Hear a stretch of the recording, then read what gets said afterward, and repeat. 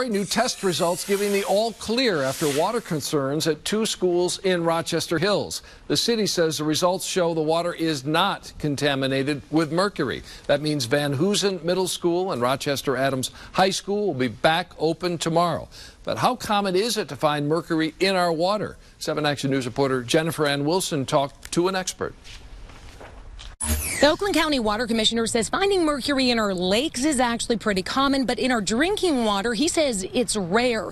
Now, the EPA says if you do find mercury in your drinking water, boiling it is the wrong thing to do. It could actually multiply those toxic particles and release mercury into the air. Michigan's lakes have a long history of high levels of mercury, according to Jim Nash, the Water Resources Commissioner for Oakland County. Coal-fired power plants have been putting mercury in the atmosphere for many years. Whatever goes up into the air must come down, usually carried in rain. And that's how we end up with high levels of mercury in our fish in inland lakes. And that's why we hear mercury warnings about eating too much Michigan fish. It's recommended that women of childbearing years should not eat more than once a month fresh fish from Michigan that are caught in our waters. Though Lake Huron supplies Rochester Hills and much of Oakland County with drinking water, Nash says there's nothing to worry about. It's treated and tested every hour before leaving the facility.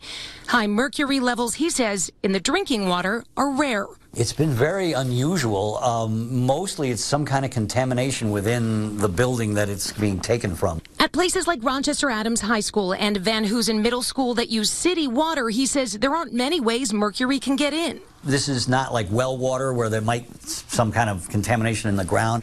Anybody who's on a well, I would always suggest at least once a year, do a sample. You can get a bottle for sampling from the health department.